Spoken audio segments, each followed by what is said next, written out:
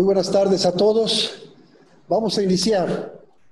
Pasamos la voz a Guillermo para dar las indicaciones para esta conferencia.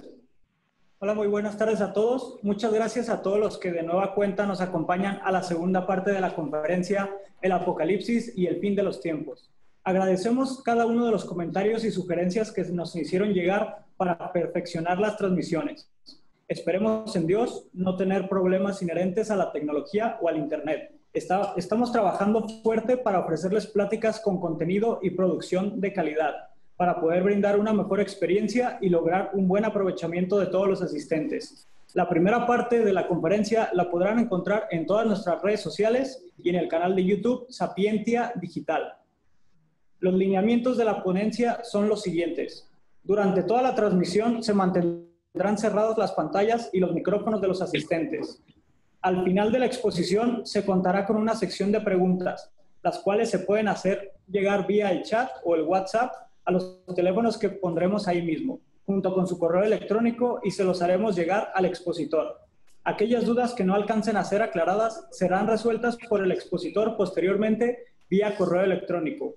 Por respeto al conferencista y la puntualidad de todos, se dará una tolerancia de 5 minutos para ingresar a la conferencia. Después de este lapso, solo se permitirá ingresar a ella durante el primer descanso. La estructura de la conferencia. La presentación durará 5 minutos por parte del ingeniero Jaime Hernández. La primera parte serán 45 minutos de exposición para pasar a un coffee break de 10 minutos. Luego la segunda parte constará de 45 minutos para ir a un descanso de otros 10 minutos y terminar con la sección de preguntas y respuestas de 20 minutos. En total, la sesión durará 2 horas 15 minutos. Muchas gracias, Memo. Buenas tardes a todos, bienvenidos. Gracias por acompañarnos a la continuación de esta conferencia magistral, El Apocalipsis y el fin de los tiempos, impartida por el doctor Rafael Breide Obeid. Damos la más cordial bienvenida a las personas, grupos y organizaciones que nos honran uniéndose por primera vez a Sapiencia Digital. El pasado martes 14 tuvimos el placer de escuchar la primera parte de la conferencia titulada Los 7 sellos. Fuimos de lo histórico a lo escatológico. Hoy, martes 21 de julio, continuaremos con la segunda parte titulada La Jerusalén Celestial. Ahora iremos de lo escatológico a lo histórico en este libro magnífico inspirado por Dios nuestro Señor a San Juan Evangelista. Este libro de difícil interpretación, pero pletórico de esperanza, donde Dios nos prepara para recibir a Cristo nuestro Señor con toda su gloria y majestad. Y como han venido diciendo los cristianos a través de todos los siglos, Maranatá, ven Señor Jesús. Voy a presentar un brevísimo currículum del doctor Breide Obeid para quienes no lo conocen y se han integrado por primera vez a Sapiencia Digital. El doctor Rafael Luis Breide Obeid es profesor de Letras y abogado de la Facultad de Derecho y Ciencias Sociales de la Universidad de Buenos Aires. Abogado especialista en régimen jurídico y de los recursos naturales y el ambiente por la misma universidad. Doctor en filosofía por la Universidad Abad de Oliva de Barcelona. Fue presidente de la sección argentina de la Sociedad Internacional Santo Tomás de Aquino. Hace más de 20 años viene a México a impartir conferencias. Es maestro de la Universidad Nacional Autónoma de México, la UNAM. Es profesor de iconografía del doctorado de filosofía de la Universidad Autónoma de Guadalajara. Director de Ediciones Gladius. Dirigió durante más de 40 años la evaluación universitaria argentina en el Ministerio de Educación Nacional. Entre sus libros podemos contar Política y sentido de la historia, Imagen y palabra, Teología política según Weidán de Roussel, entre otros muchos. Cuenta el doctor con más de 100 publicaciones. Fue rector de la Universidad Católica de La Plata del 2007 al 2012. Luego, rector emérito de la misma universidad. Es vicepresidente de la Organización de Universidades Católicas de América Latina, la ODUCAL, desde el 2013. Fundador del Centro Guadalupano de Buenos Aires, institución hermana de Sapiencia Laboratorio de Ideas en Guadalajara. Con el gusto de presentarles a nuestro amigo y maestro, el doctor Rafael Breide Obeid. Doctor, tiene el micrófono. Bien. Bueno, el gusto es mío realmente de poder compartir con ustedes esta reflexión tan necesaria en este tiempo y en todos los tiempos difíciles de la Iglesia. Fue un gran libro de consolación en cada gran paso de la historia, ¿no? Para los primeros cristianos, en el momento de la caída del Imperio Romano y la invasión de los bárbaros, en el momento de la rebelión protestante y la fragmentación de la cristiandad, en el anterior y siempre presente luego problema del Islam, y así en la Revolución Francesa, en la Revolución Comunista, hasta nuestra tribulación, que es la más importante de todas porque tiene un carácter mundial. Entonces el libro nos sirve como Evangelio Eterno, se llama a sí mismo, como un vademecum para ir pasando por todas estas situaciones difíciles. Es un libro de consolación y de esperanza. Hoy nos toca ver la segunda parte, cuando ya se acaba el tiempo. Habíamos dejado en la primera parte al ángel diciendo, se acabó el tiempo. Aquí está. Veamos el gráfico donde hemos tratado de ilustrar una situación muy difícil que es la eternidad, la eviternidad y el tiempo cronológico. Para situarnos. El avance del mundo es un avance cerrado en sí mismo, en círculos, anda en círculos como las estaciones. En cambio, trajo el progreso en el sentido espiritual. No hay ciclo, sino que se avanza hacia un desenlace. El mundo fue creado, el mundo es redimido, habrá un juicio final y una situación definitiva. De esas dos tensiones, la tensión lineal de Dios que lleva las cosas a su fin, y eso se llama la providencia, lo que hace Dios para conducir todo a donde Él quiere, hacia su fin, y de las causas segundas, que se llaman comúnmente el destino o el hado, cerradas en sí mismo, hacen que el avance del tiempo cronológico sea como una espiral. Entonces, cuando se ha querido interpretar y poner todos los acontecimientos del Apocalipsis en la línea que estoy marcando ahora con el cursor de los siglos que van pasando, no han podido entrar ahí, porque llegado a un punto, por el sistema propio del estilo profético de la recapitulación, cuando va a llegar al sexto y pasar al séptimo de los septenarios de cada uno de ellos, de los candelabros, de las iglesias, de los sellos, de las tubas, de las copas, reinicia. Entonces el avance es en forma espiral, ¿no? Fueron los mensajes a las 7 iglesias, Éfeso, Esmirna, Pérgamo, Tiatira, Sardes, Filadelfia, que es la que estamos transcurriendo, hasta la segunda venida que está acá. Y cuando ya se producía la parusía, recomenzó con los 7 sellos, y luego cuando se llegaba al sexto sello se abrían las 7 tubas que iban indicando las grandes herejías, el arrianismo, el islam, el cisma griego, el protestantismo, los grandes cambios de frente, la guerra de los continentes y nuevamente las 7 copas. Y además el apóstol intercala visiones en esta secuencia, de modo que el avance es en forma de espiral. Ahora estamos donde está esta línea gruesa y se tiene que cumplir en Filadelfia, en la iglesia de Filadelfia, toda esta agenda cargadísima, ¿no?, que va a producir al fin la parusía, el advenimiento de Cristo.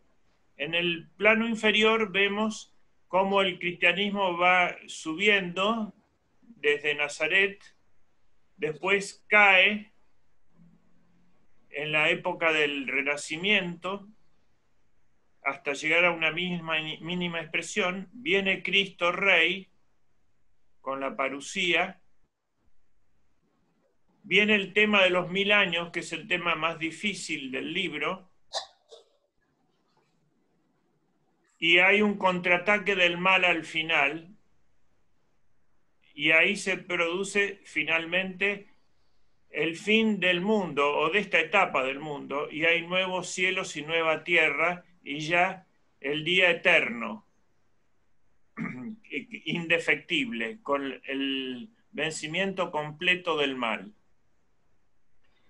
Esto es lo que tenemos que ver en este día, la segunda parte.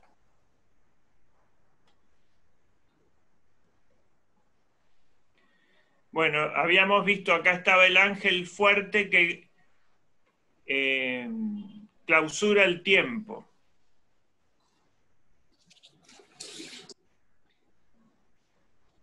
No aparece acá. A ver. Luego está la visión intercalada de la medición del templo. En esta visión, el ángel le da una vara al apóstol y pide que mida el templo.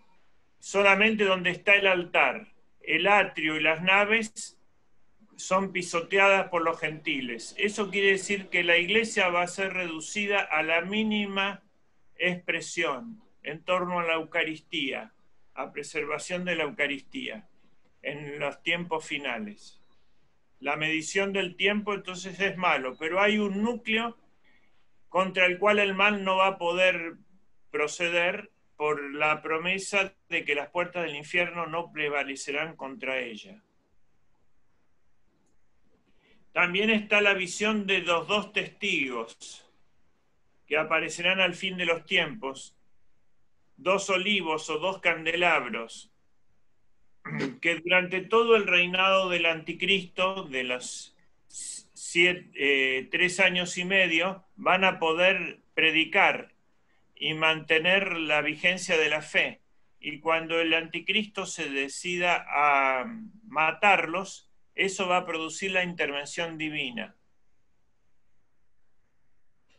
Aquí vemos a los 2 testigos predicando y ellos pueden hacer que no llueva y también pueden transformar en sangre los ríos, es decir, no van a poder ser eliminados durante todo el reinado del anticristo. Y esto es alentador para nosotros, porque lo que Dios quiere en este momento no es que gobernemos, sino que demos testimonio, y con nuestro testimonio Él va a hacer todas las maravillas.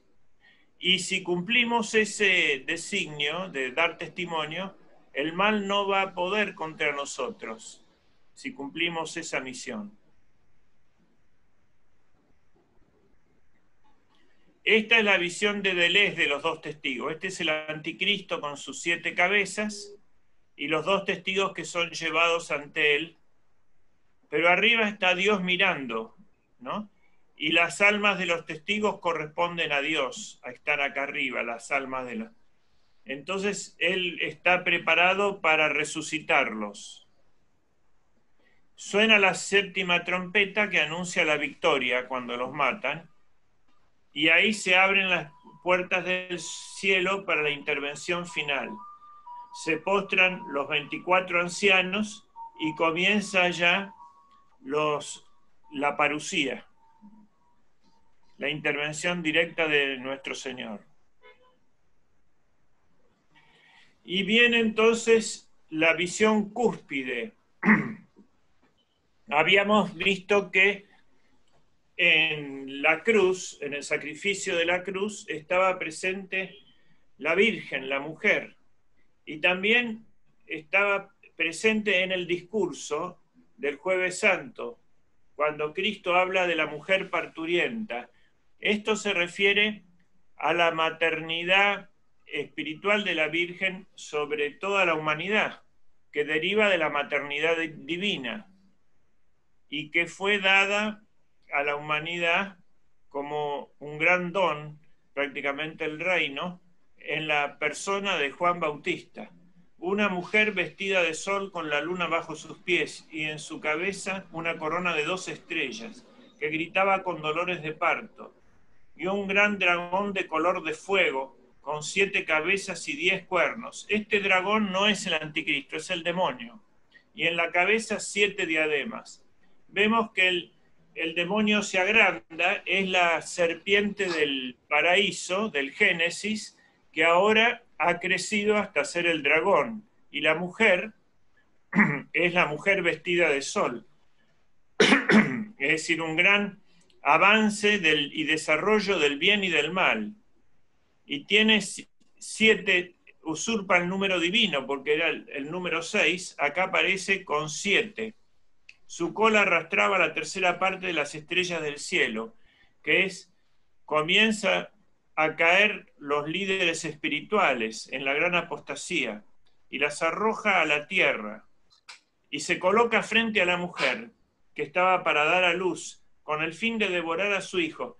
Fíjense si esta dimensión verdaderamente cósmica, ¿no?, que afecta a todo el cosmos, no es lo que se está sufriendo ahora con el tema del aborto, la pelea entre la mujer y el dragón, y la mujer, cada mujer defendiendo a su hijo y la comunicación de la vida. El hijo fue arrebatado para Dios y para el trono suyo, y la mujer huyó al desierto, donde estaba en un lugar preparado por Dios durante 1260 días. Son los 3 años y medio del reinado del anticristo. La mujer parturienta es el Israel de Dios, es decir, los judíos convertidos y los cristianos perseverantes, constituidos en 2 cuerpos en los últimos tiempos. Es decir, todo el pueblo de Dios, que es la Iglesia, Antiguo y Nuevo Testamento, figurado en la Virgen María. Esta es la visión de Doré, de la mujer vestida de sol con la luna a sus pies. Esta es la visión central del Apocalipsis. Y acá está el demonio, surgiendo de las tinieblas, una gran lucha entre la luz y las tinieblas. Y esta es la extraordinaria visión de Deleuze. Acá está la mujer vestida de sol, el sol es todo esto, que es la iglesia. Acá está indicada como mujer y como edificio, 2 símbolos de la iglesia.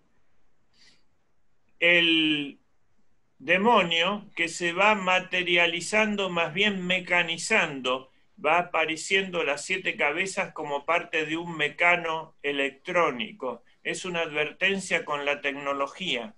Y acá todos los mundos que posee.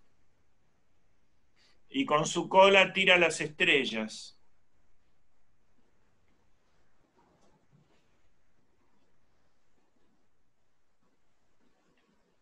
Y se establece una guerra en el cielo. Miguel y sus ángeles pelean contra el dragón, pero no prevalecieron, y no halló su lugar en el cielo. Fue precipitado a la serpiente antigua que se llama Diablo Satanás y arrojado a la tierra. Es decir, que el gran poder que tiene ahora en la tierra, que el demonio, es por haber caído del cielo, porque ya fue derrotado en el plano superior. Entonces le queda poco tiempo. Y por eso se ha desencadenado toda su fuerza, pero ya prácticamente está derrotado. Alegraos, oh cielo, porque ya se libraron del diablo, mas ay de la tierra y el mar, porque descendió a vosotros el diablo lleno de gran furor.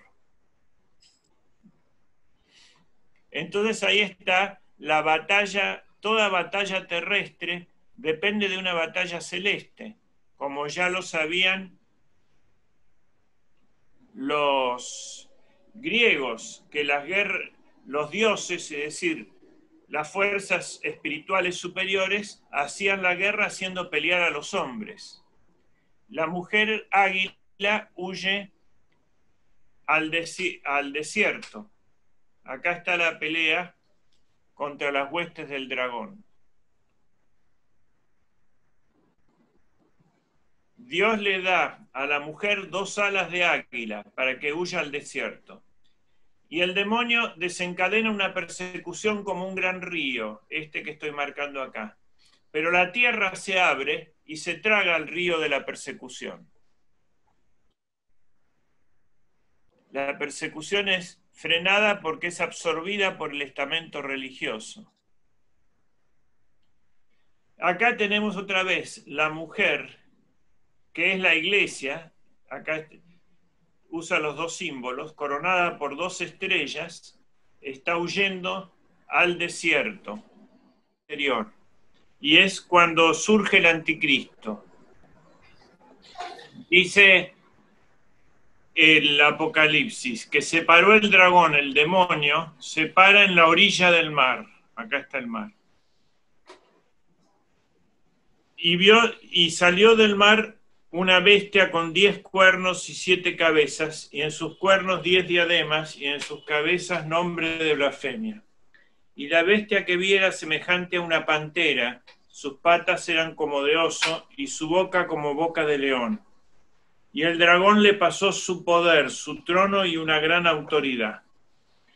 Es decir, el dragón, que es el demonio, mira el mar, que representa el mundo mundano.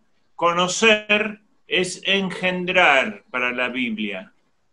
Entonces, con ese conocimiento, con sus ojos, su mirada de odio sobre el mundo, engendra, más que engendra, construye, como el constructivismo, la bestia. La bestia es un artefacto de la gnosis, del conocimiento del demonio.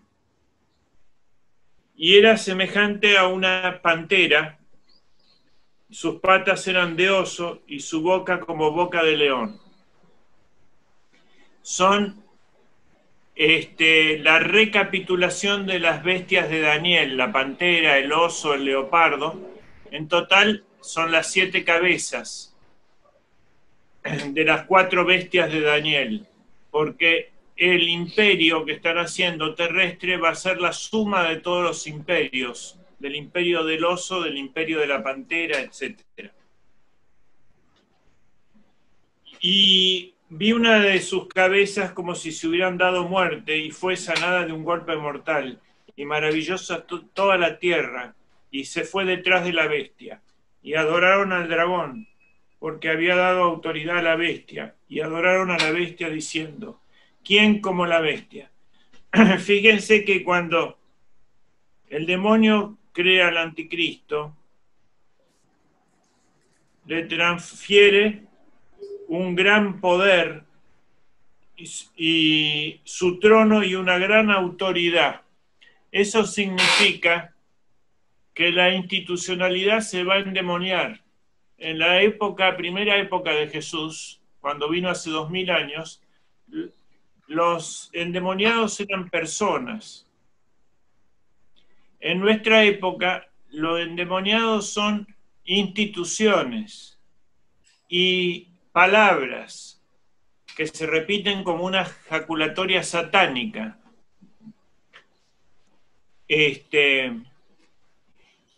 Entonces, ahí está cuando el demonio le da una gran autoridad.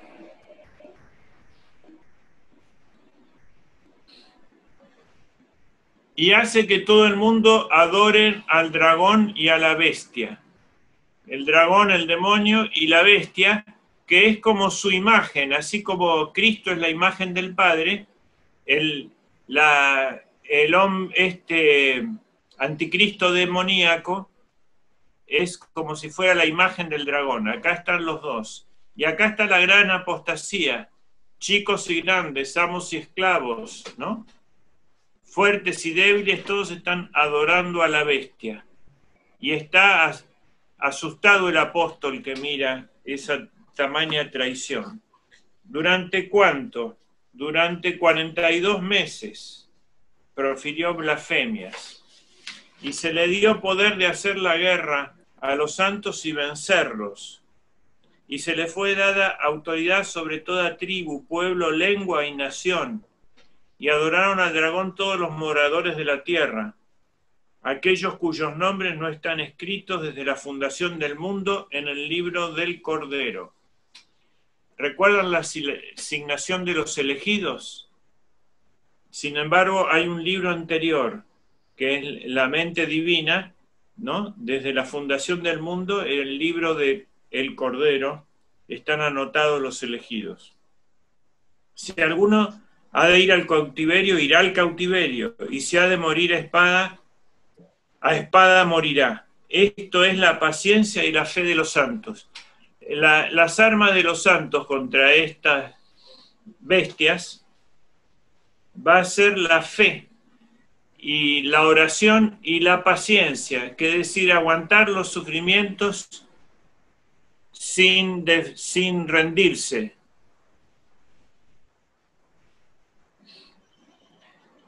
Acá está cuando ya el dragón se va pasando a segundo plano y dejando adelante al anticristo. Y nuevas formas de apostasía y de adoración de la bestia.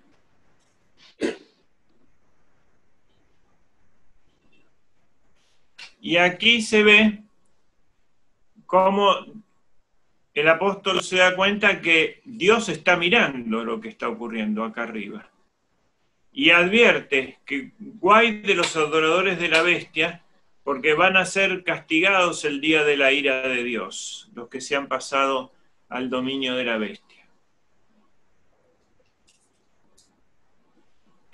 Entonces surge la bestia de la tierra, que sería el tercer monstruo. El dragón es el primero, la bestia del mar y la bestia de la tierra. Y vi otra bestia que subía debajo de la tierra. Y tenía 2 cuernos como un cordero, pero hablaba como el dragón. Y la autoridad de la primera bestia la ejercía en presencia de ella, e hizo que la tierra y sus moradores adorasen a la bestia primera, que había sido sanada de su golpe mortal. Obró también grandes prodigios hasta hacer descender fuego del cielo a la tierra, a la vista de los hombres, y embaucó a los habitantes de la tierra con los prodigios que le fue dado hacer en presencia de la bestia, diciendo a los moradores de la tierra que debían erigir una estatua a la bestia que recibió el golpe de espada y revivió. Y le fue concedido animar la estatua de la bestia, de modo que la estatua de la bestia también hablase e hiciese quitar la vida a cuantos no adorasen a la estatua de la bestia. E hizo poner a todos, pequeños y grandes, ricos y pobres, libres y esclavos, la marca impresa en la mano derecha o en la frente, a fin de que nadie pudiese comprar ni vender.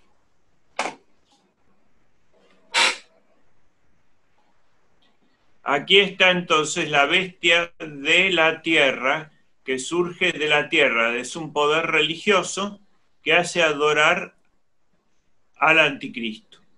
Y acá está haciendo llover fuego del cielo. Es decir, este va a unir el prestigio de la religión falsificada al de la ciencia moderna.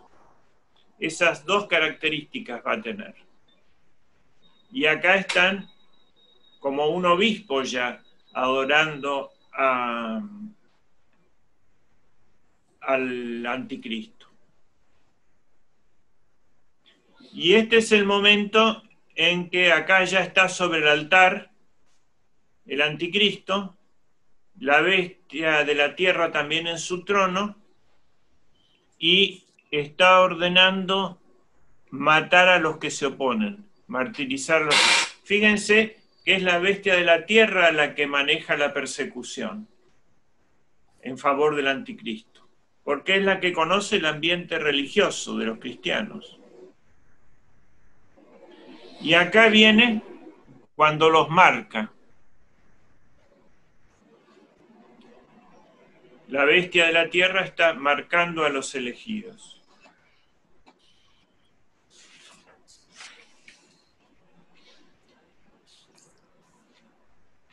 El número del anticristo será una señal o símbolo de su nombre que llevarán los secuaces. Y todo el mundo, si quiere vivir en brazaletes o en vinchas, o en tatuajes, o en chips, no se sabe, pero va a ser impuesto. Por ejemplo, es muy preocupante esto de la vacunación obligatoria, que obliguen a vacunar, ¿no? Y posiblemente va a unir un elemento para el rastreo electrónico, como si tuviera un GPS cada uno, y al mismo tiempo una especie de código de barras con el cual van a sustituir la moneda, para que cada uno, exhibiendo eso a una célula óptica, pueda comprar y vender sin necesidad de dinero, que le da cierta libertad. Ahí, si está cancelada su cuenta, no va a poder comprar ni vender. Ese es el prodigio de la tecnología. Y acá está el número, el número es 666. El anticristo no tiene nombre, es el alogos, sin sentido, sin razón, y anomos, sin norma. La norma es su capricho.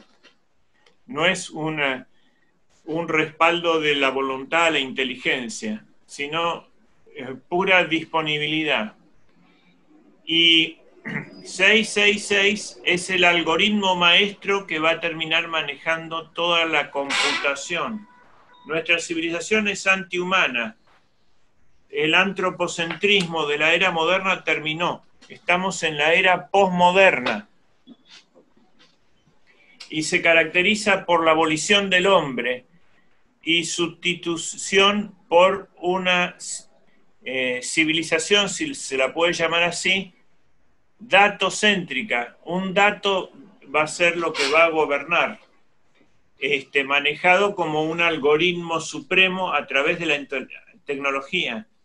Todas las relaciones humanas van a ser anuladas, las de familia, la de barrio, la de profesión, las de vecindario, las de nacionalidad.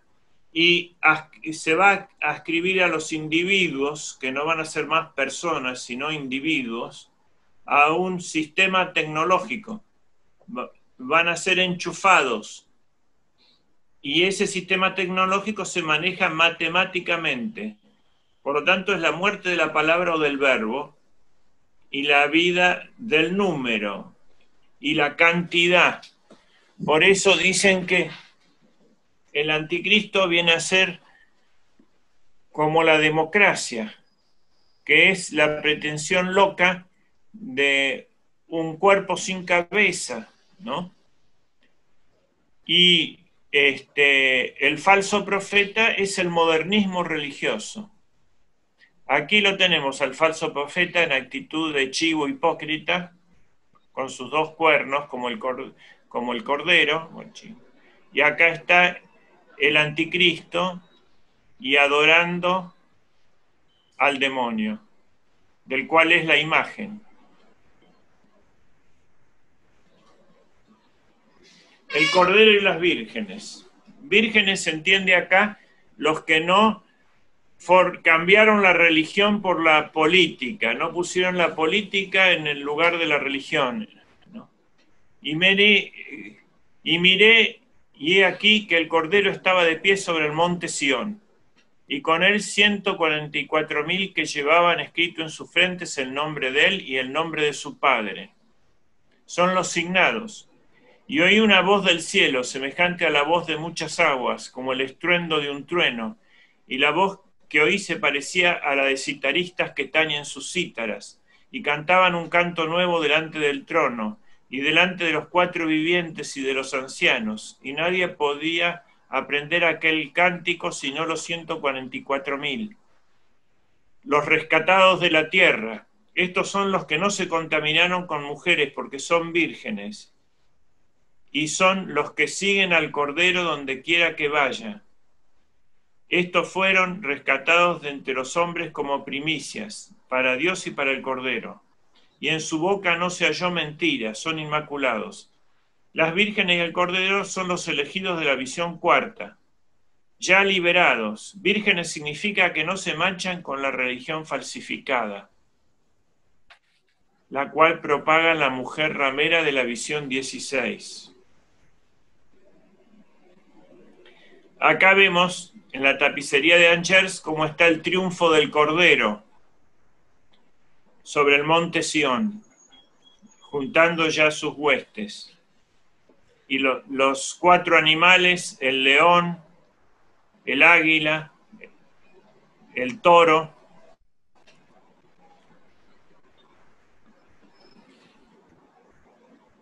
Durero, ¿no? Presenta el triunfo del Cordero. Y el cántico de los que van a cantar las alabanzas del Cordero.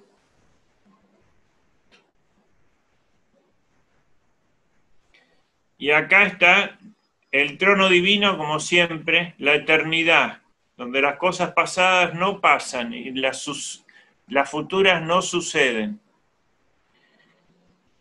Y el Cordero lo presenta ya como Cristo guerrero. Y van subiendo al monte Sión.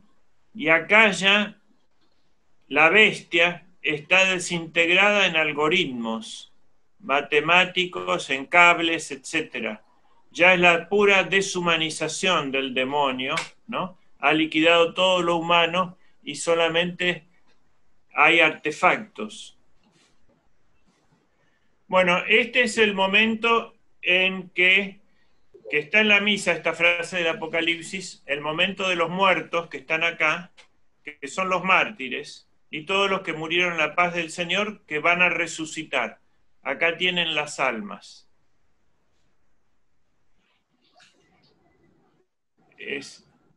Habíamos dicho que el esquema era el de una misa. Este es el momento de los muertos, entonces. Pero los agarramos en el momento supremo, y es en el momento en que resucitan. Aparece: ha llegado la hora de cegar, pues la mies de la tierra está completamente seca. Es la parábola del trigo y la cizaña, pero vista a nivel definitivo, ¿no? La época de la siega. Hay primero una siega del trigo y la cizaña y después de la vid. La vid es aplastada en el lagar sangriento y aparecen los últimos ángeles para cumplir el designio divino. Las 7 últimas plagas son las 7 copas. Aquí están las 7 redomas preparadas para las redomas o copas de la ira de Dios que van a hacer desencadenar las últimas plagas.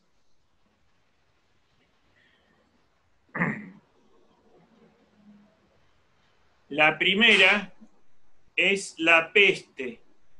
Acá la ha presentado el autor cayendo sobre la ciudad y creando una gran cráter en forma de chancro de sífilis. Esta es la 6ª plaga del faraón en Egipto, que es la primera del Apocalipsis, y que puede haber sido la sífilis en la época de Castellani, pero dijo que iba a venir una peor, el SIDA, y cada vez que la repriman y que consideran que hay una victoria, vendrá otra peor.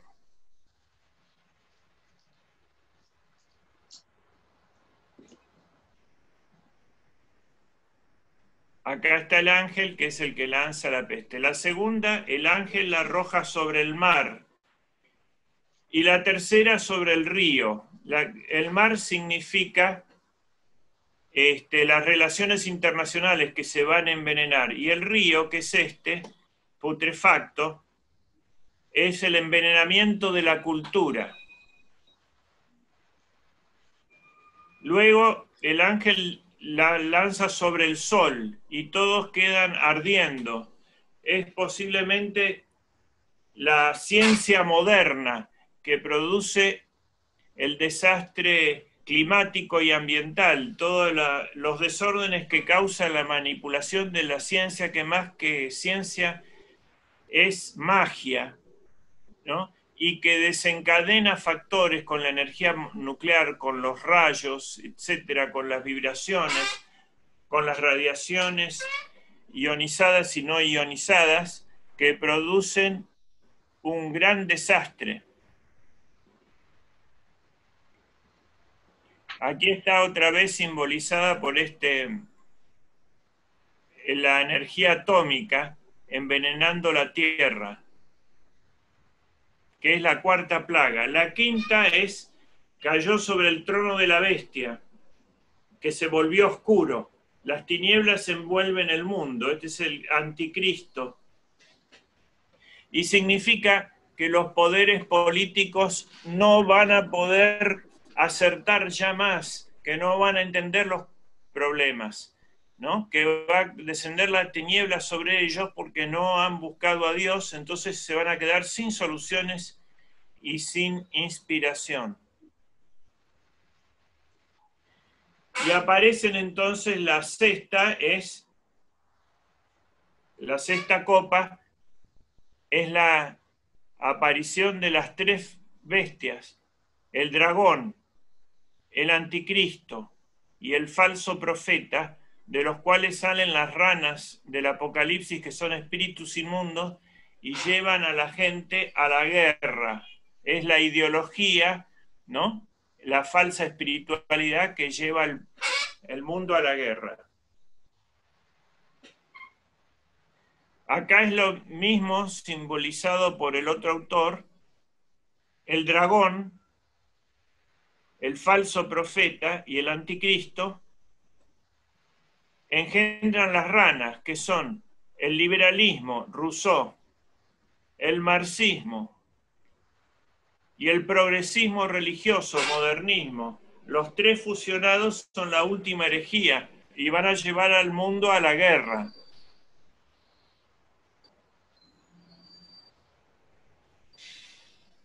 Entonces la séptima copa, como siempre, es la parucía, el terremoto y la destrucción de Babilonia.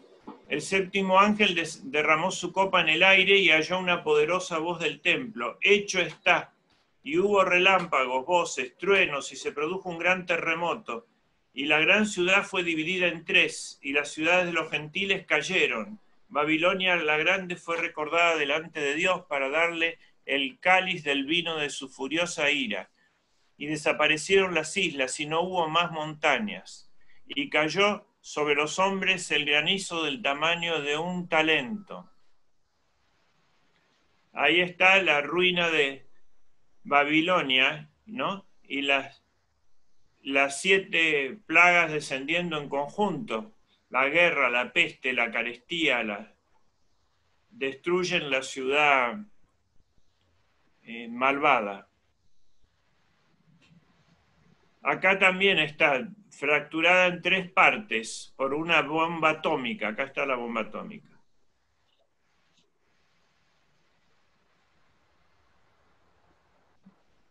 Y entonces aparece ahora, así como había aparecido la mujer vestida de sol, aparece la gran ramera, que significa la religión falsificada, que fornica con los reyes de la tierra. Significa transformar la mística en política, como hacían los fariseos, que transformaban la religión verdadera en una estructura o en una ideología de poder. Y vi una mujer sentada sobre una bestia purpúrea, repleta con nombres de blasfemias, que tenía 7 cabezas y 10 cuernos, la bestia. La mujer está vestida de púrpura y escarlata y cubierta de oro y piedras preciosas, y lleva en su mano un cáliz. Ven, acá está frente a la misa, que es el Apocalipsis, la misa negra, que levanta el mal al mismo tiempo, un cáliz de oro lleno de abominaciones y las inmundicias de su fornicación. Babilonia la grande, madre de los fornicarios, la fornicación es en la Biblia la idolatría, ¿no? Es traicionar a Dios con falsos dioses que son los ídolos. Acá está la gran ramera que cede sobre muchas aguas. Es un imperio marítimo, ¿no? Y las aguas representan muchas multitudes, pueblos, naciones y gente. Los 7 mares, Y el ángel le dice a San Juan, yo te mostraré el misterio de la ramera y de la bestia. Aquí está el apogeo de la ramera sentada sobre el poder político de la bestia, del anticristo, llevando el cáliz, es decir, haciendo adorar al poder político y a la humanidad. Entonces baja un ángel del cielo y dice, cayó Babilonia la Grande, que ha venido a ser el albergue de demonios y de todo espíritu inmundo, refugio de toda ave impura y aborrecible. En la Biblia y en el Corán también, las aves representan los órdenes angélicos y las aves inmundas los demonios. Bueno, que Babilonia sea el fortín de aves inmundas significa que está en una ciudad endemoniada. Y dice, salid de ella, pueblo mío, para no ser solidario de sus pecados, sino participar de sus plagas. No hay que deslumbrarse con las maravillas del nuevo orden ni de la tecnología y todo eso, porque tienden a atraparnos y a esclavizarnos. Acá está la destrucción de Babilonia y el fortín de demonios de aves inmundas. Y será lanzada como una rueda de molino al mar. El ángel tira esta rueda del molino al mar y eso es el fin de Babilonia. Aquí está, atrás está la ciudad destruida, la bestia y la ramera. Es decir, la civilización falsa que en realidad esclaviza al hombre, la religión falsificada y el poder político vuelto anti-inhumano. Esto es Gustave Doré, también hace la caída de Babilonia en sentido más clásico, ¿no?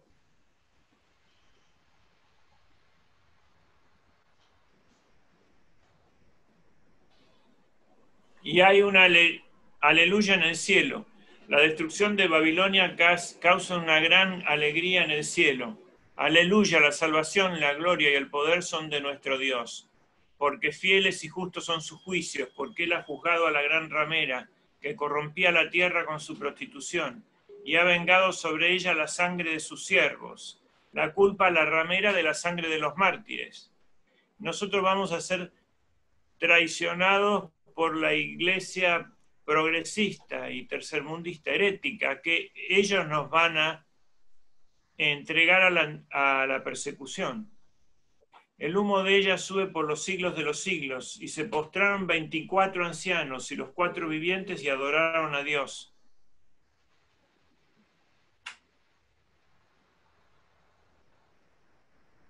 Acá está el júbilo en el cielo, la victoria sobre Babilonia, ¿no? Y los 24 ancianos adorando a Dios.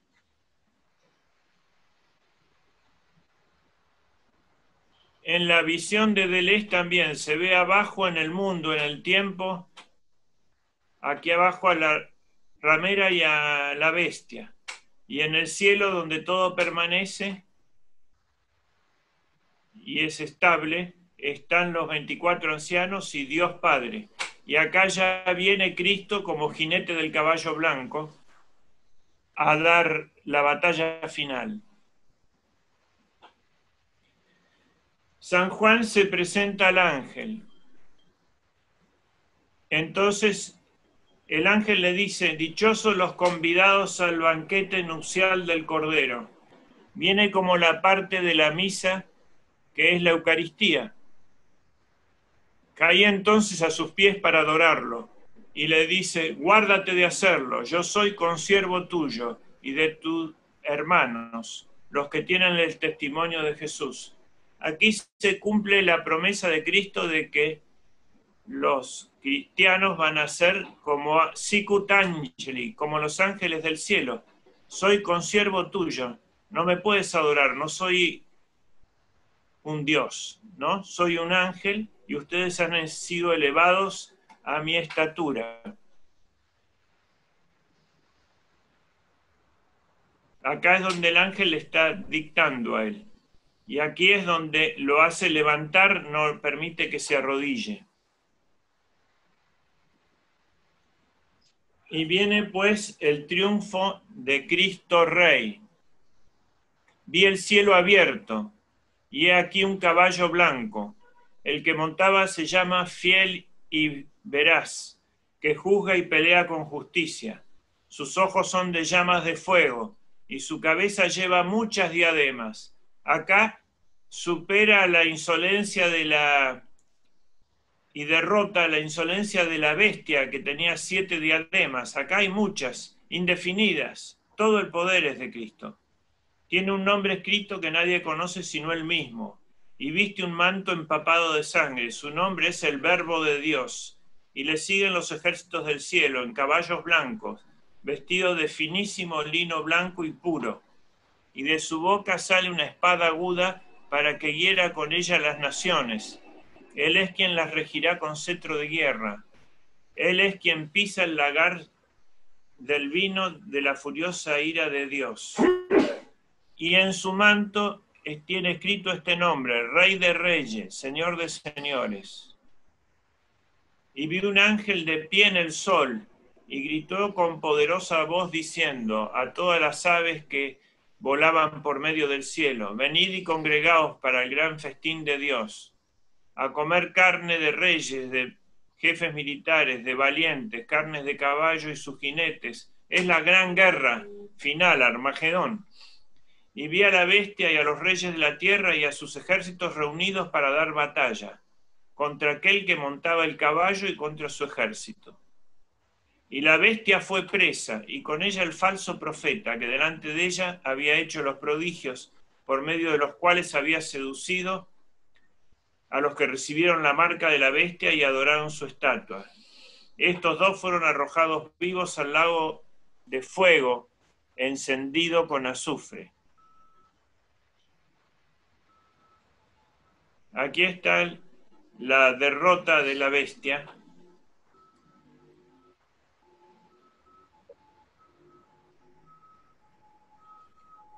Y en esta aparece Cristo Rey con su ejército detrás innumerable, ¿no? Y el último ángel que está en el sol anunciando la batalla.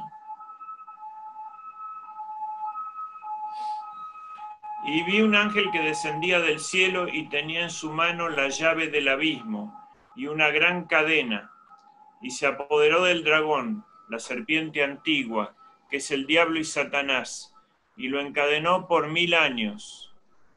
Acá viene el tema de los 1000 años, del milenio, que es el tema más difícil que hay, y lo arrojó al abismo que cerró, y sobre el cual puso sello para que no sedujese más a las naciones, hasta que hubiesen cumplido 1000 años, después de lo cual al de ser soltado por un poco tiempo. El diablo es encerrado por 1000 años. En esta batalla queda derrotado el anticristo y el falso profeta. Pero el demonio aquí está encerrado. Fíjense que el que lo encierra es San Miguel, que está acá. Pero el que le da la cadena para atarlo es San Gabriel. La cadena es el rosario. Esa es la que ata al demonio.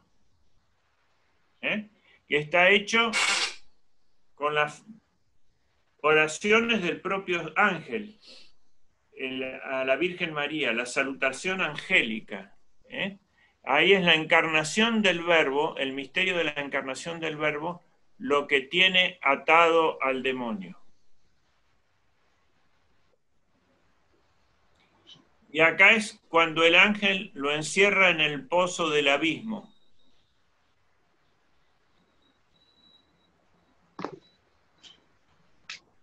Luego viene el reino milenario. Vi tronos y sentáronse en ellos, y les fue dado juzgar. Y vi a las almas que habían sido degollados a causa del testimonio de Jesús. y a causa de la palabra de Dios, y a los que no habían adorado a la bestia ni a su estatua, y que habían aceptado la marca en sus frentes ni en sus manos, y vivieron y reinaron con Cristo 1000 años. Los restantes de los muertos no tornaron a vivir hasta que se cumplieron los 1000 años, y esta es la primera resurrección. Bienaventurado el santo que tiene parte en la primera resurrección. Sobre esto no tiene poder la segunda muerte, sino que serán sacerdotes de Dios y de Cristo, con el cual reinarán los 1000 años. Esto es el enigma más difícil del Apocalipsis. El padre Castellani dice que hay que interpretarlo literalmente, que no se puede interpretar alegóricamente.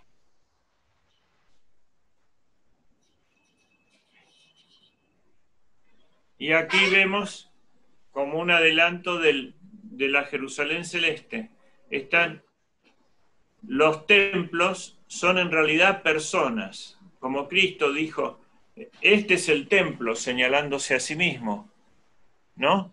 Destruid este templo y lo edificaré en 3 días. La ciudad de Dios está constituida por gente. Entonces, las piedras de la urbe se transforman en seres humanos. Y estos son todos los estilos de todas las épocas y todas las culturas que ilustró la cristiandad y que formó, como el bizantino, el gótico, el barroco, etc.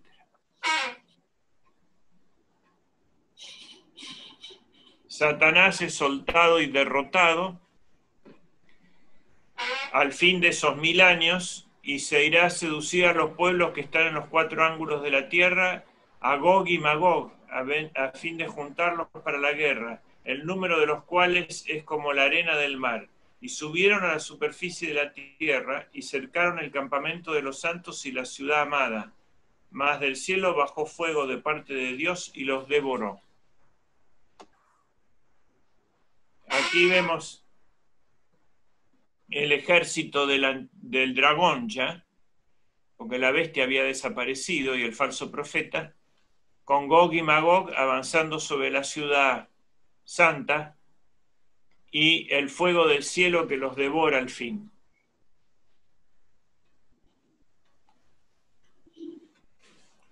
La caída definitiva de Satanás.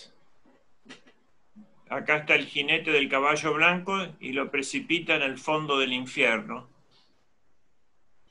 donde estaba el falso profeta y la bestia del anticristo. El juicio final viene, que es la visión 19. Vi un gran trono esplendente y sentado en él, de cuya faz huyó la tierra y también el cielo, y no se halló más el lugar para ellos. Ya no hay más tierra ni cielo. Va a haber nueva tierra y nuevo cielo. Vi a los muertos, los grandes, los pequeños, de pie ante el trono, y se abrieron los libros, y se abrió también otro libro que es el de la vida, y fueron juzgados los muertos, de acuerdo con lo escrito en los libros según sus obras. Y el mar entregó los muertos que había en él, y también la muerte y el Hades, y entregaron los muertos que había en ellos, y fueron juzgados cada uno según sus obras. Y la muerte y el Hades fueron arrojados al fuego. Los presenta personificados, el infierno, Plutón, ¿no? Y la muerte. Esta es la segunda muerte, el lago de fuego. Es decir, la muerte primera es la muerte física, y la muerte segunda es la muerte del alma, la muerte definitiva. Si alguno no se halló escrito en el libro de la vida, fue arrojado al lago del fuego. Una visión del juicio final, los elegidos y los réprobos.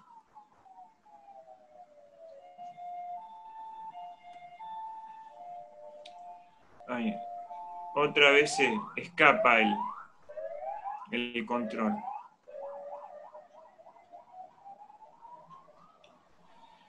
Aquí tenemos el Cristo del juicio final. A la izquierda, los que se condenan, que caen al infierno. Es circular el movimiento. De la derecha los que suben al cielo. Este es el Cristo Rey en el día del juicio final.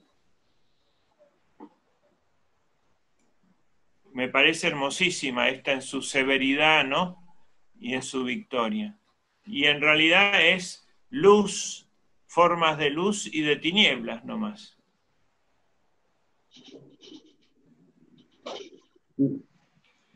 Aquí también el juicio final visto por Gustave Doré como una deflagración de luz.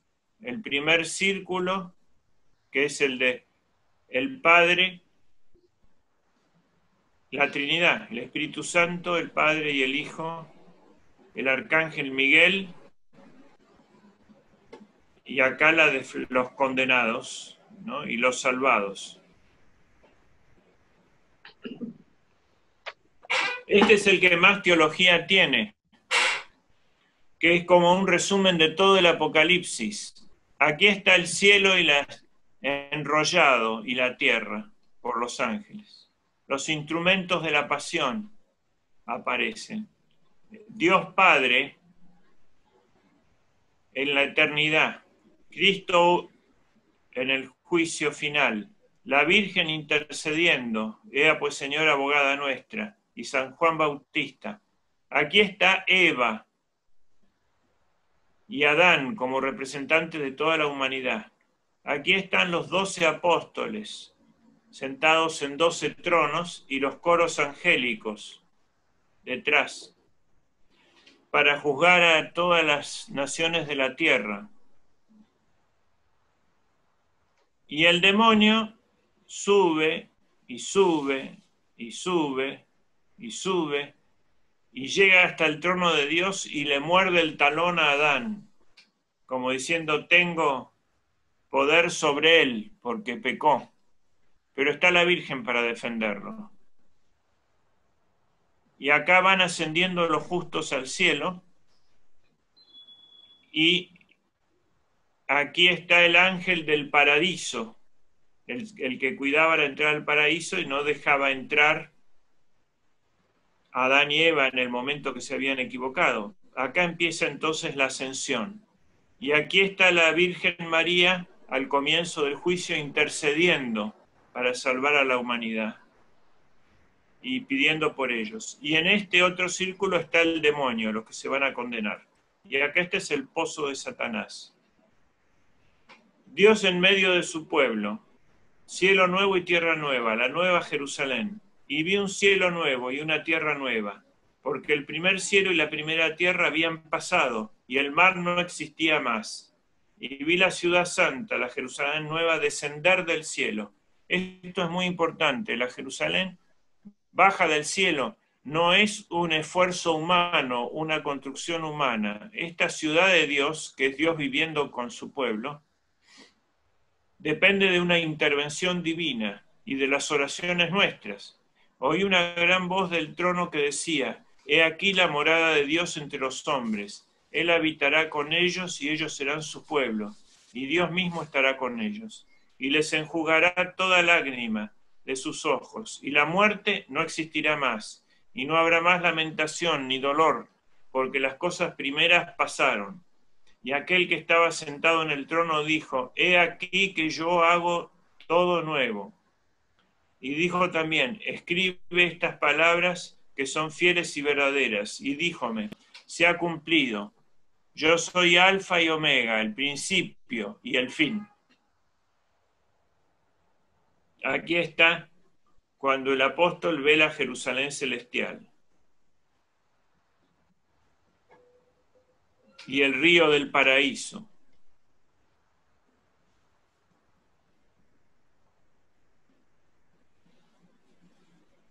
Aquí está otra visión de la Jerusalén celeste, se la muestra el ángel. Ven y te mostraré la Jerusalén celestial.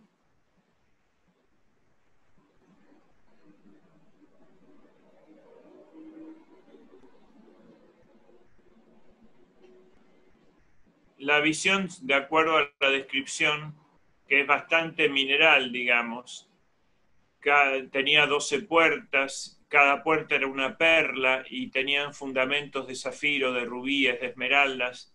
Bueno, ahí está la parte pictórica de la construcción de un símbolo, ¿no es cierto? Lo importante es que no tiene sol ni luna porque la luz es el Cordero. Es decir, es las almas viviendo junto con Dios y los cuerpos resucitados. Así es como ve la Jerusalén celestial Gustave Doré. Y acá está el ángel que se la muestra al apóstol Juan, que llegó a ver eso.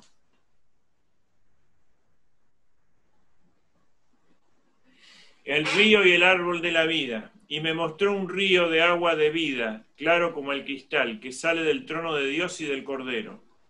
Y en medio de su plaza, a ambos lados del río, hay árboles de la vida, que dan 12 cosechas, produciendo su fruto cada mes. Y las hojas de los árboles sirven para la sanidad de las naciones. Y no habrá maldición ninguna. Y el trono de Dios y del Cordero estará en ella, y sus siervos lo adorarán, y verán su rostro, y el nombre de él estará en sus frentes. Y no habrá más noche, ni necesitarán luz de lámpara, ni luz de sol, porque el Señor Dios lucirá sobre ellos, y reinarán por los siglos de los siglos. Aquí ven el río, el Padre y el Cordero, y la reconstrucción del paraíso, el paraíso terrenal recuperado, además de la Jerusalén celeste, porque el paraíso está, no podemos ingresar, y posiblemente ahí están los dos testigos, no están en el cielo porque no murieron, están en el paraíso y sobreviven porque se alimentan del árbol de la vida. Confirmación de las profecías del libro. Y me dijo, estas palabras son seguras y fieles, y el Señor, el Dios de los espíritus de los profetas, ha enviado a su ángel para mostrar a sus siervos las cosas que se han de verificar en breve. Mirad que vengo pronto. Y acá viene la última bienaventuranza. Bienaventurado el que guarda las palabras de la profecía de este libro. Yo soy Juan, soy el que he oído y visto estas cosas. Cuando las oí y vi, me postré ante los pies del ángel que me las mostraba para adorarlo. Pero el ángel me dijo, guárdate de hacerlo, porque yo soy consiervo tuyo y de tus hermanos los profetas. Y los que guardan las palabras de este libro, a Dios adora. Ahí está el ángel rechazando el homenaje de Juan. Y dijo, no selles las palabras de la profecía de este libro, por el tiempo está cerca. El inicuo siga en su iniquidad, y el sucio ensúciese más. El justo obre más justicia, y el santo santifíquese más. He aquí que vengo presto, y mi galardón viene conmigo para recompensar a cada uno según su obra. Yo soy Alfa y Omega, el primero y el último, el principio y el fin. Dichosos los que lavan sus vestiduras para tener derecho al árbol de la vida y a entrar en la ciudad por las puertas. Fuera los perros, los hechiceros, los fornicarios, los homicidas, los idólatras y todo el que ama y obra mentira. Yo, Jesús, envié a mi ángel a daros testimonio de estas cosas sobre las iglesias. Yo soy la raíz y el linaje de David, la estrella esplendorosa y matutina.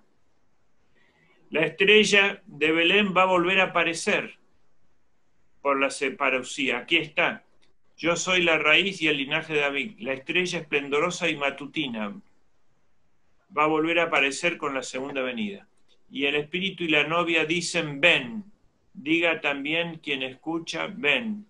Y el que tenga sed, venga. Y el que quiera, tome gratis del agua de la vida.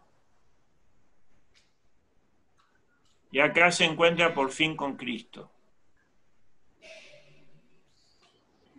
Yo advierto a todo el que oye estas palabras de la profecía de este libro, si alguien añade estas cosas, le añadirá a Dios las plagas escritas en este libro.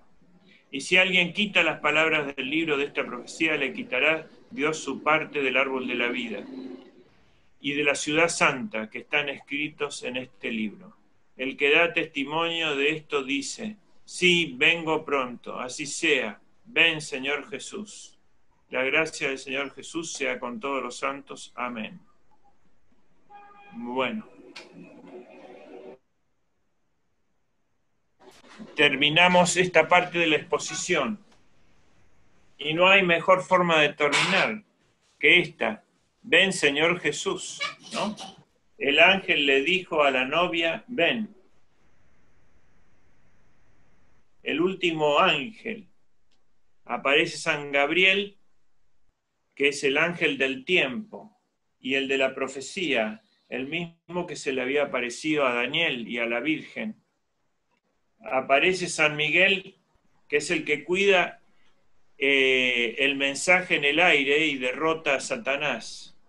Y por último aparece San Rafael, que es uno de los 7 ángeles que conocemos por el libro de Tobías, y es el ángel del matrimonio y el que tiene que estar en el momento en que se encuentra Cristo con la esposa, que es la humanidad unida en la iglesia, en su cuerpo místico.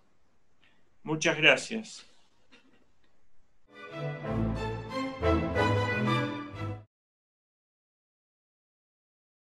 Pasemos entonces a las palabras. ¿Decretamos receso, no, verdad? Doctor, ¿quiere que decretemos receso o vamos directamente a las preguntas? Vamos directamente a las preguntas. Bien, ¿tenemos alguna del auditorio, Memo? Aquí llegaron unas preguntas del auditorio. La primera es, ¿de qué figura es Babilonia y cuál es su seducción?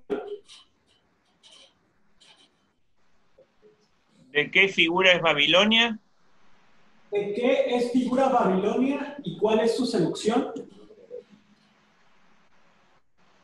Babilonia representa el mundo mundano como soberbio y autónomo de Dios. Dice, ¿no?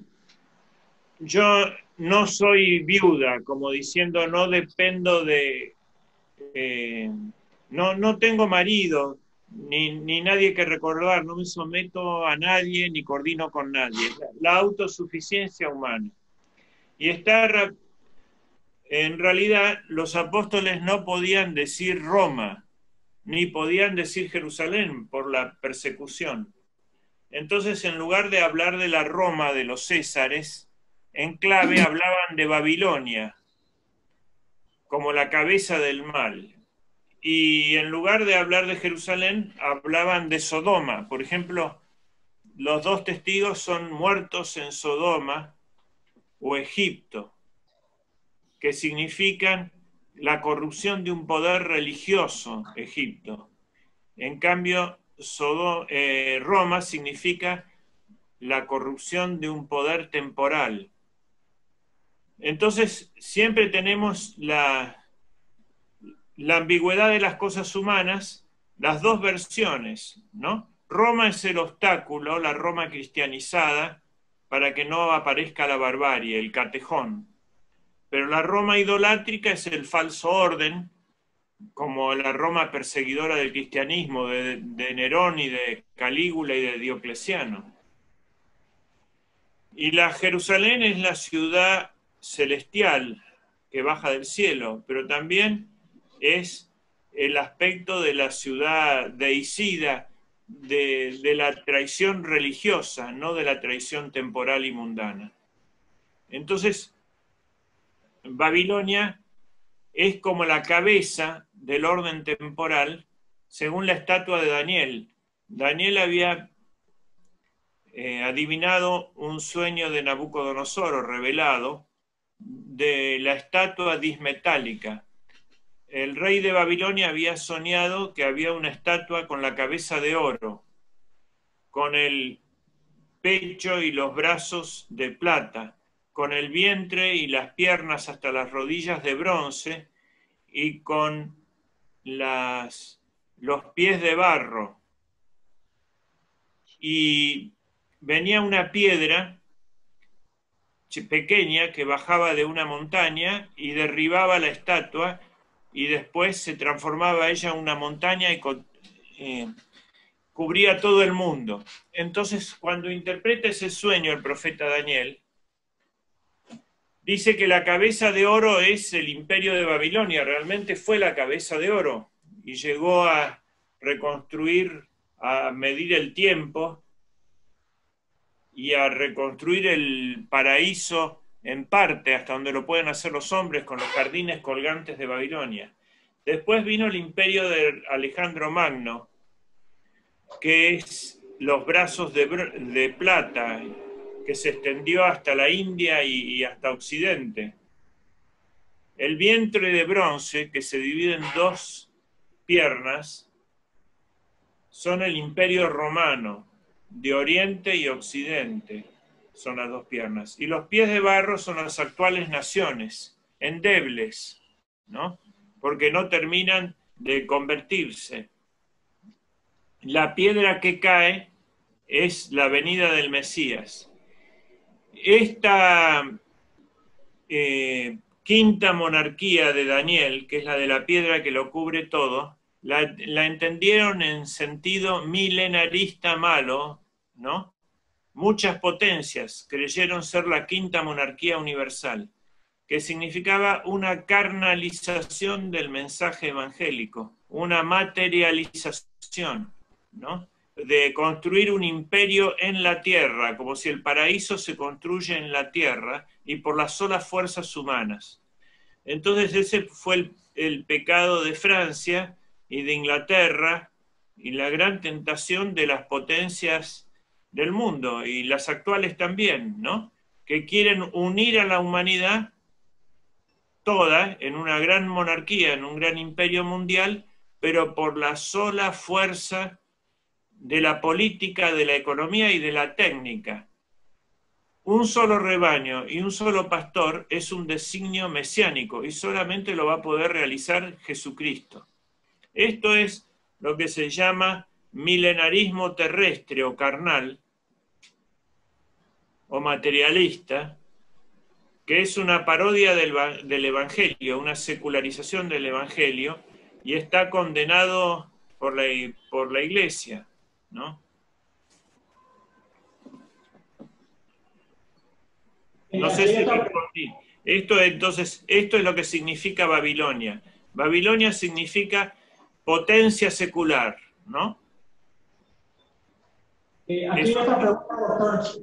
Y en la época de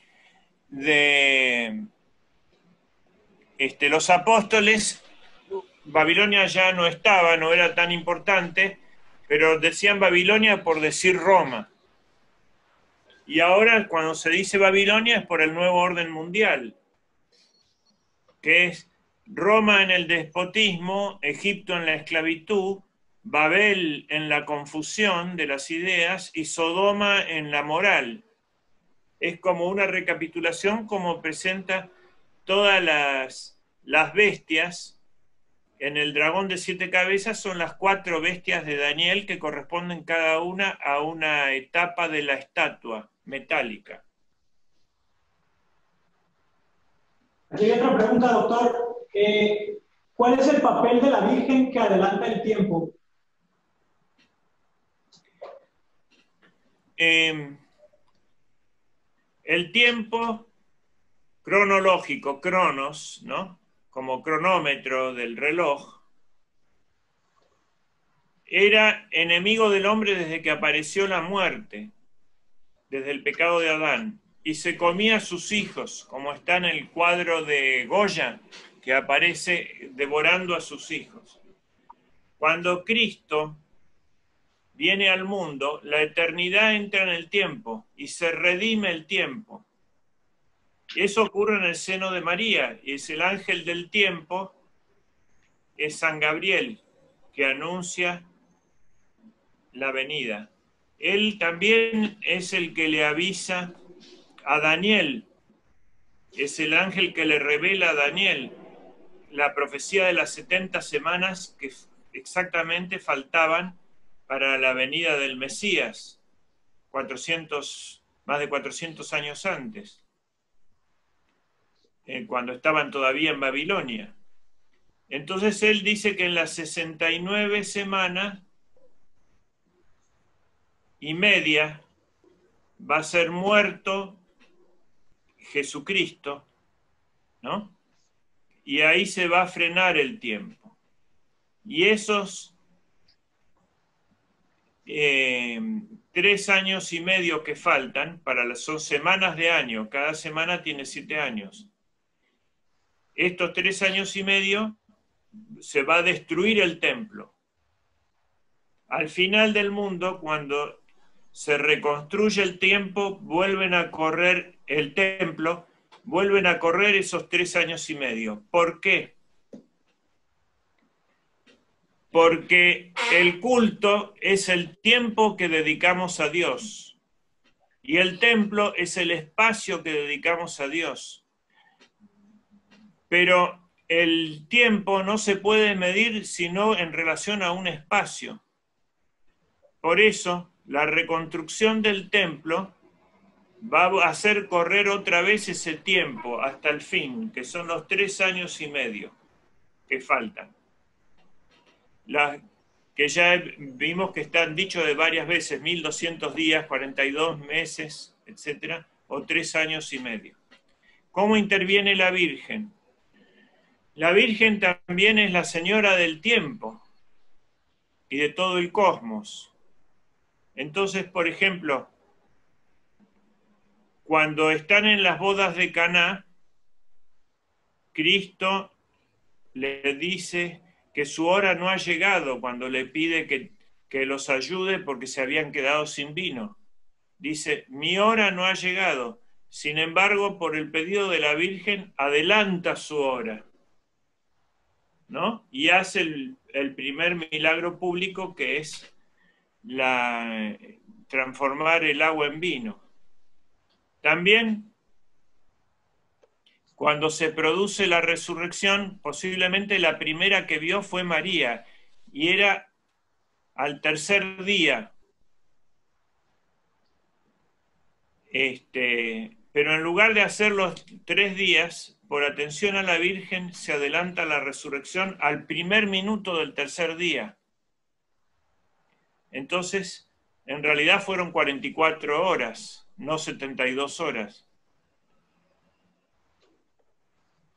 Eso también es en atención a la Virgen, ¿no? Y de modo que ella tiene un cierto control sobre el tiempo. Y Cristo, cada vez que va a actuar, acelera el tiempo. Por ejemplo, con Judas, lo que tienes que hacer, hazlo pronto. Se produce un aceleramiento del tiempo. Cuando nosotros hacemos una buena acción, no la hacemos exclusivamente nosotros, sino aceptando una inspiración divina, ¿no? Todos los bienes los hacemos con Dios. Lo único exclusivamente humano, sin nada de intervención divina, es el pecado. Eso sí, es un invento exclusivamente nuestro. Y a veces necesitamos ayuda del diablo también. Pero todo lo bueno es eterno, porque lo hacemos con Cristo. Eso es lo que los cristianos llamaban antes redimir el tiempo, ¿no? Es decir, cada buena acción que hacemos, la hacemos unida a Jesucristo y produce la redención del tiempo. Y es eterna en cuanto a un acto de Dios.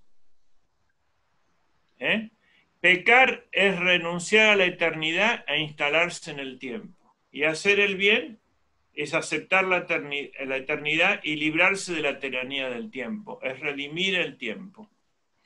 En un momento en que se da eso, es en el momento de la consagración en la misa, uno deja el lugar donde está y en realidad está en el Gólgota.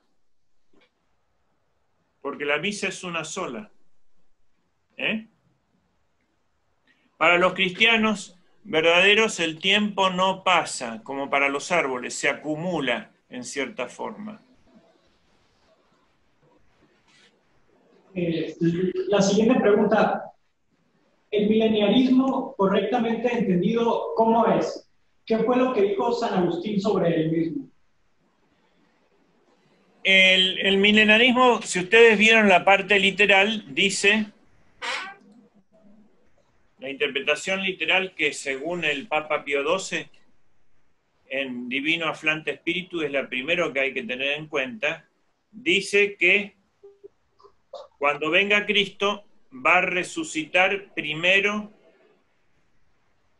a los mártires de la última persecución y va a reinar con ellos 1000 años, y después de esos 1000 años va a venir la segunda parte, que es la batalla final, y ahí va a ser el juicio final y la resurrección de toda la humanidad.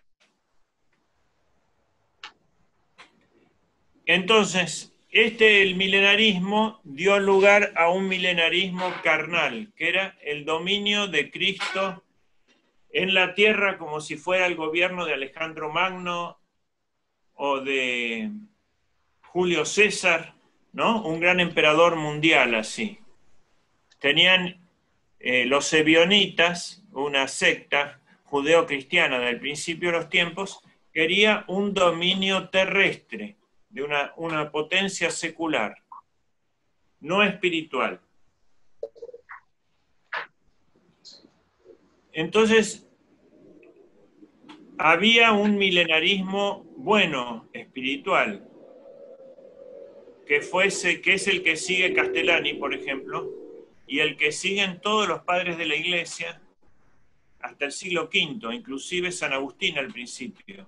Pero viendo San Agustín que eso derivaba a la construcción de un mesianismo terrestre o secular, cambió y dijo que la primera resurrección era el bautismo y la segunda resurrección era la del fin de los tiempos.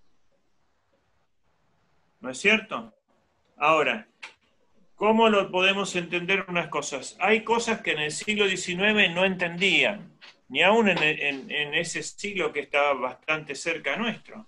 Por ejemplo, que el anticristo puede hacer ver su imagen en toda la tierra. No lo podían entender, decían que estaba mal de la cabeza San Juan, que era el delirio de un oriental de 98 años. Que un ejército de 200 millones, que se pudiera hacer bajar fuego del cielo, ¿no? Hoy sabemos que hay bombas atómicas y que por la televisión y por el 5G se va a poder ver en tiempo real la imagen en todo el mundo de un líder y que se puede levantar un ejército de 200 millones. Pero el milenio lo sabremos realmente cuando estemos en ese lugar. La venida de Cristo es algo tan grande que esa va a ser la oportunidad de preguntarle. De todas formas, el catecismo romano de la Iglesia Católica, en el punto 676, dice lo siguiente: esta impostura del anticristo aparece gozada allá en el mundo cada vez que se pretende llevar a cabo la esperanza mesiánica. Es decir, cada vez que queremos realizar la esperanza mesiánica, aparece la mentira del anticristo, lo cual no puede alcanzarse sino más allá del tiempo histórico, a través del juicio escatológico. Incluso en su forma mitigada, la Iglesia ha rechazado la falsificación del reino futuro con el nombre de milenarismo, sobre todo bajo la forma política de un mesianismo secularizado, intrínsecamente perverso. Es decir, rechaza el mesianismo secularizado intrínsecamente perverso. Está hablando del comunismo, ¿no es cierto? Y la falsificación de la redención de los humildes. Eso es lo que rechaza. Y Cristo dio la fórmula, el mismo Cristo. Buscad el reino de Dios y su justicia, y lo demás vendrá por añadidura. Esta es la primera norma.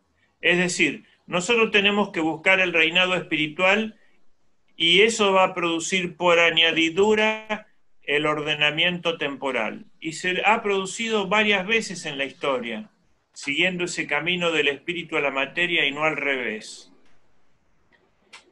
Por ejemplo, hay un milenio desde la conversión de Carlomagno hasta Napoleón, que anula el Imperio Romano Germánico. Son desde el año 800 hasta 1800. Ahí tenemos 1000 años de cristiandad. Lo que hay que distinguir es la iglesia de la cristiandad. La iglesia es el cuerpo místico de Cristo. Existió desde el Gólgota y desde Pentecostés y va a existir siempre, aunque sea reducida a un pequeño rebaño como está en el Apocalipsis mismo, en la medición del templo, en la visión de la medición del templo. Y la cristiandad no. La cristiandad es un orden social, económico, político, cultural, laboral, conforme al Evangelio. Eso no existió siempre, al principio no existía, ¿no? Existió a partir de Constantino y ahora está desapareciendo el sentido cristiano de familia, de propiedad, de trabajo, de cultura, de universidad, de ciencia. Todo eso está siendo barrido. Cuando la cristiandad no existe, que es el orden social y político, la iglesia sobrevive, pero en las catacumbas, perseguida. Ahora, el camino es buscar el reino de Dios y su justicia, y viene la añadidura. En ese sentido, puede haber muchos milenios. Otro milenio fue, en terrestre, el Imperio Bizantino, que nació con Constantino y terminó en 1452. Cuando los turcos tomaron Constantinopla. Todavía está en pie Santa Sofía, que hace poco la acaban de volver a transformar en mezquita. La iglesia está. Entonces, para nosotros, ¿qué solución le damos eso? San Pío X, la doctrina de política de él, que está expresada en la encíclica de León XIII, Immortale Dei, y que él resumía en un solo eslogan: instaurare omnia in Cristo, establecer todas las cosas en Cristo, pero dándole una formalidad espiritual. No podemos negar las consecuencias de nuestra acción en el mundo mundano, porque eso sería como desencarnar el verbo. Nosotros tenemos que buscar siempre la encarnación del verbo. Y si buscamos eso, lo demás va a venir por añadidura. ¿De qué manera se puede explicar esto de las 7 cabezas del dragón cuando el número 7 es perfección? El dragón es el mono de Dios. Fíjense que ha duplicado todo lo que ha hecho. Entonces, él junta para hacer su imperio secular. El propio Apocalipsis da la interpretación de las 7 cabezas y dice: las 7 cabezas son 7 montes, ¿no? Donde sede la ciudad de Babilonia, la ciudad de las 7 colinas. Y después dice, son 7 reinos al mismo tiempo. Entonces está refiriéndose a la Roma pagana y está refiriéndose a la unión de un imperio multinacional. Y dice que son 7 para simular la perfección como mono de Dios.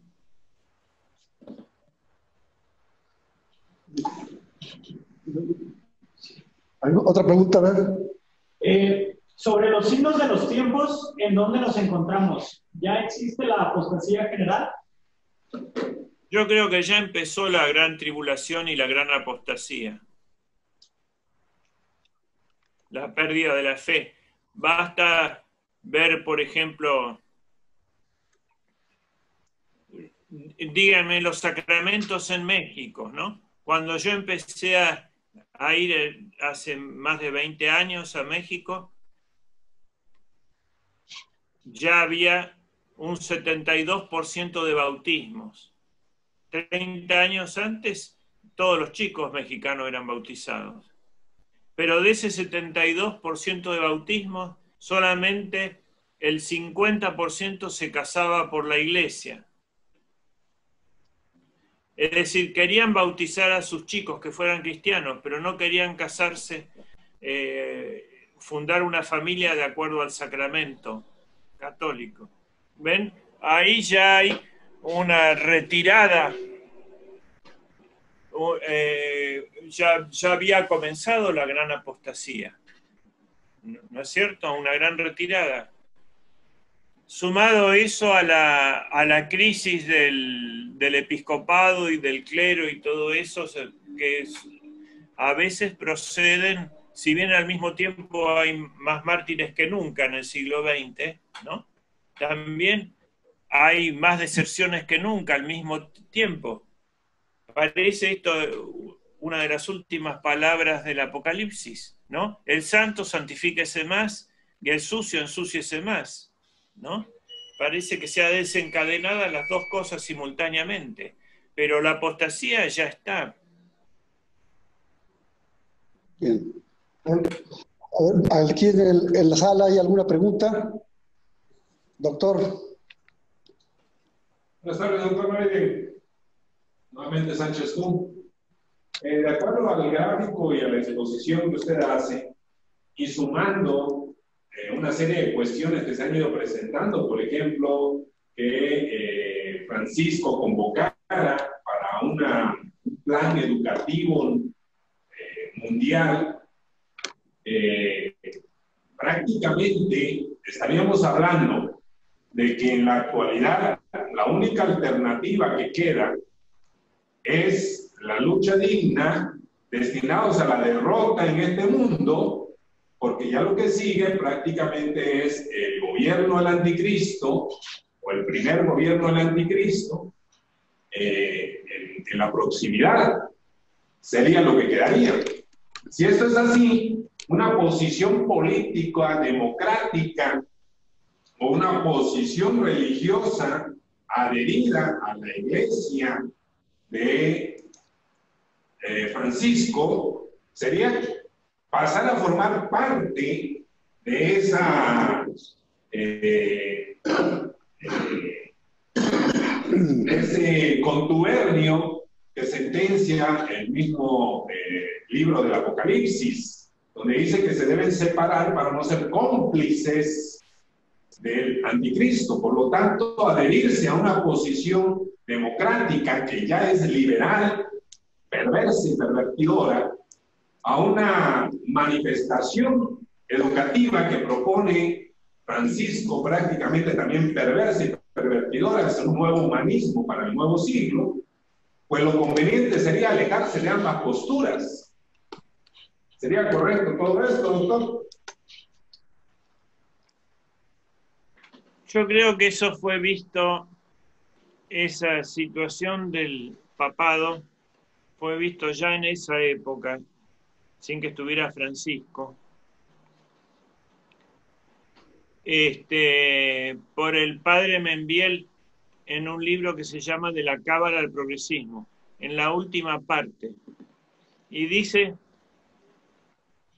que la eclesiología no estudió suficientemente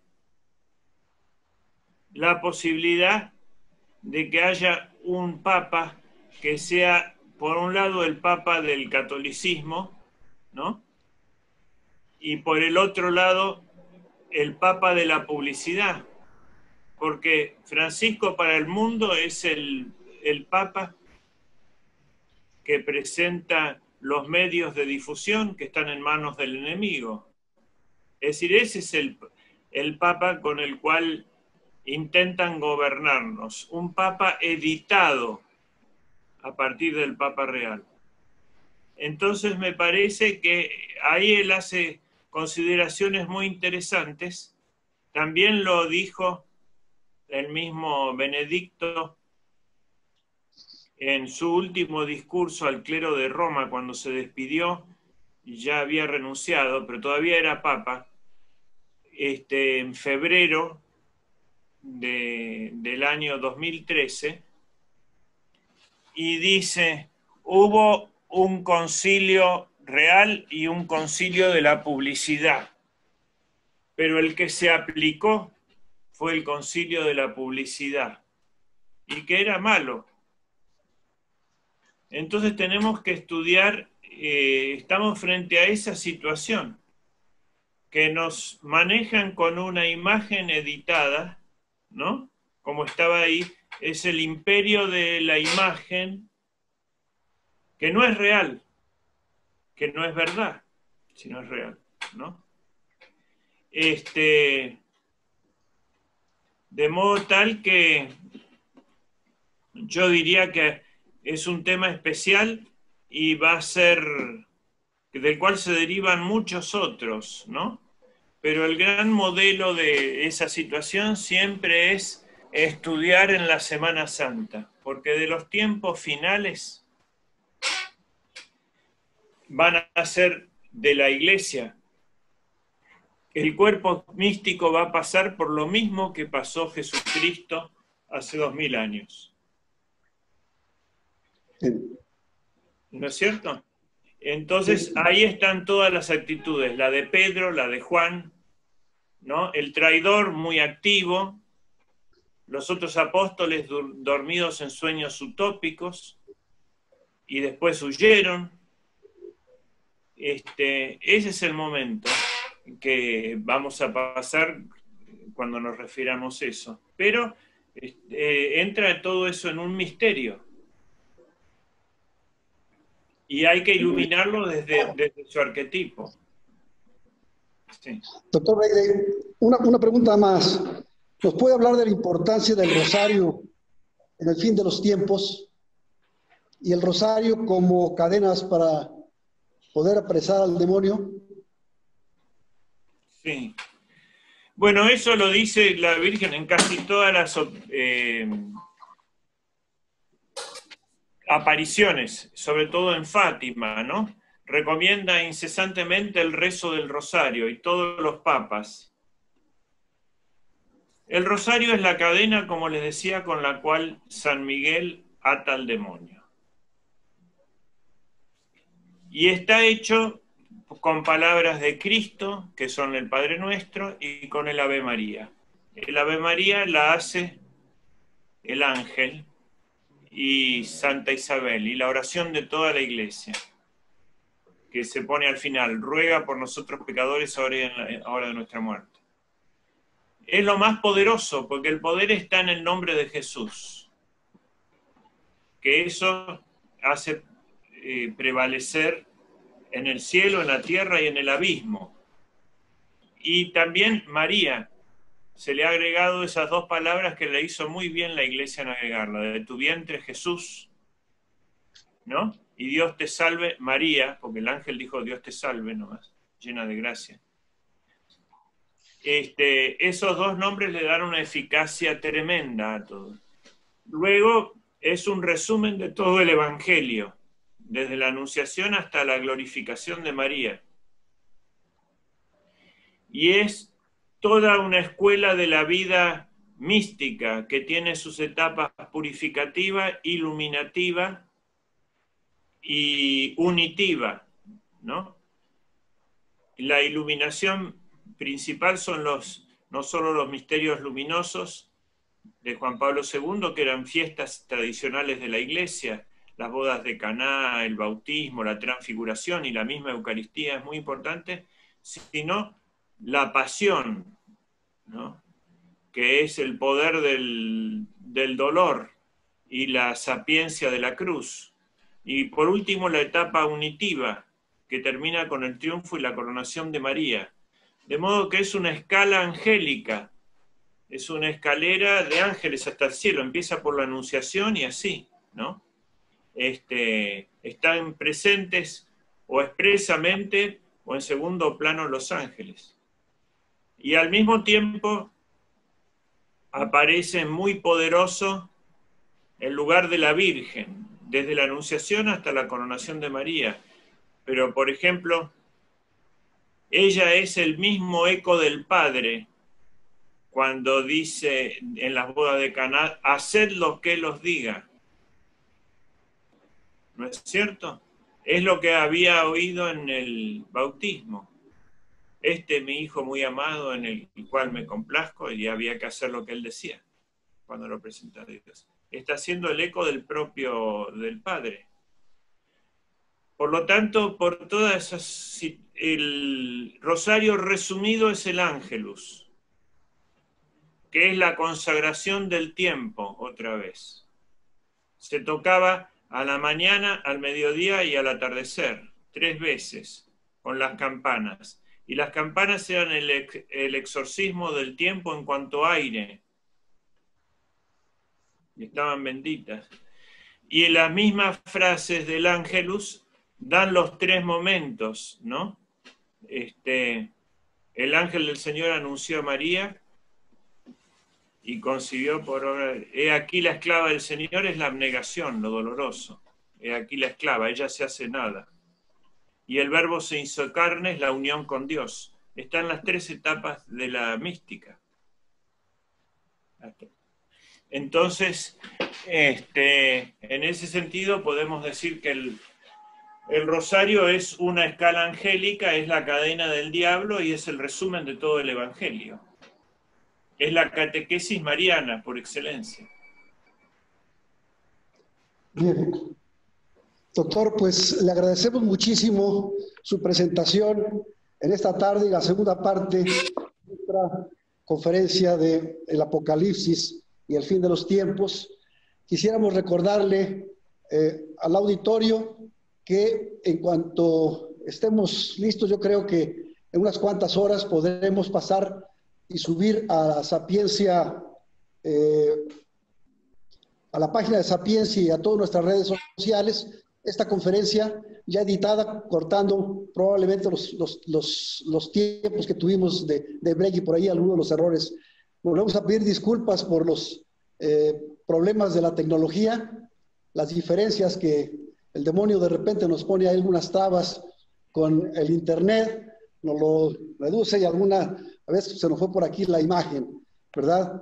Pero estamos empeñados en trabajar cada día mejor para poder brindarles información de primera línea para estos tiempos difíciles, y le agradecemos muchísimo, doctor.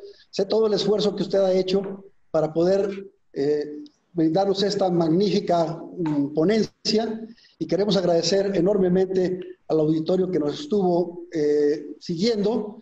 Recibimos muchas preguntas, algunas felicitaciones, algunas recomendaciones. Les agradecemos todo aquello que nos puedan decir para que sirva, para que Sapiencia, Laboratorio de Ideas, siga presentando ponencias de este nivel, de esta importancia. Y agradecemos enormemente, doctor, su participación. Dios lo bendiga y seguimos aquí a sus órdenes para seguir trabajando con estos temas tan importantes. Bueno, muchísimas gracias, un fuerte abrazo a todos y un saludo muy especial al Instituto Sapiencia. Gracias, doctor. Dios lo bendiga.